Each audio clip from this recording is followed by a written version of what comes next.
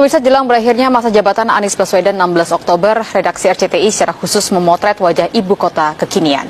Kami juga membandingkan masalah dasar Jakarta hingga ke pinggiran ibu kota. Lalu apakah kondisi Jakarta lebih baik dibandingkan dengan 5 tahun lalu? Berikut catatan redaksi RCTI, wajah Jakarta 5 tahun Anies Baswedan.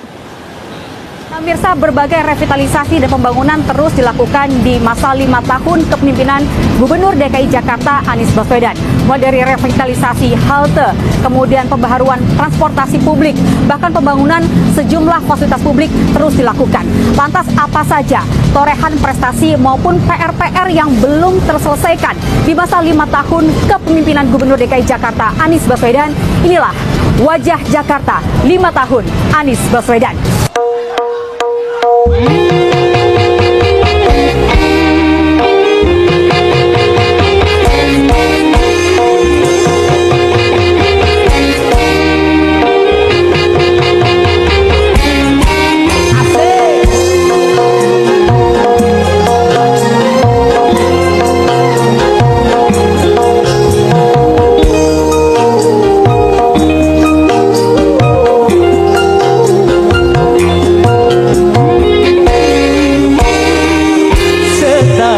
Sekali belum tentu dengan tetangga bisa bertemu di ibu kota, di ibu kota, di ibu kota.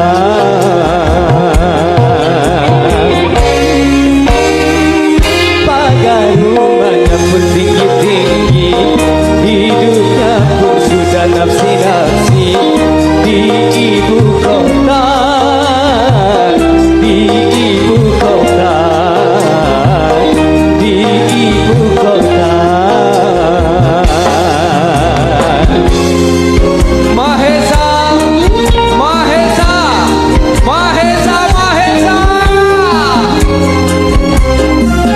Tidak boleh lagi buat anda ya bos.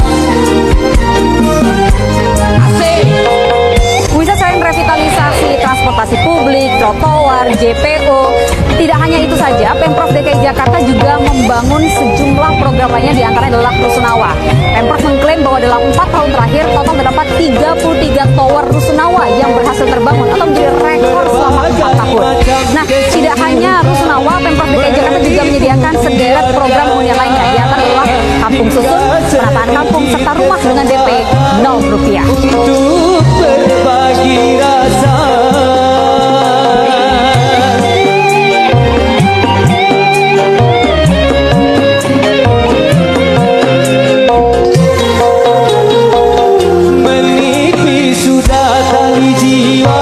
Pemirsa, jumlah pekerjaan rumah dan permasalahan masih perlu dituntaskan.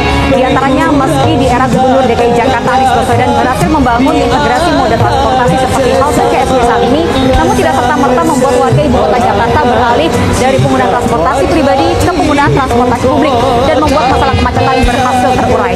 Selain kemacetan, sejumlah masalah lain yang juga perlu diatasi, di antaranya adalah banjir serta polusi udara yang bahkan sempat menjadi salah satu yang terburuk di dunia. Dan pemirsa, tentu perlu kerja simultan dan berkelanjutan antara Gubernur DKI Jakarta saat ini dengan Gubernur DKI Jakarta berikutnya untuk dapat menuntaskan masalah DKI satu demi satu.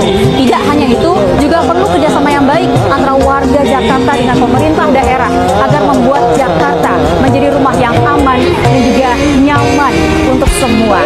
Dan dari Jakarta, Lady Marina, Dimas Rinardi, dan Rangga Firdaus melaporkan.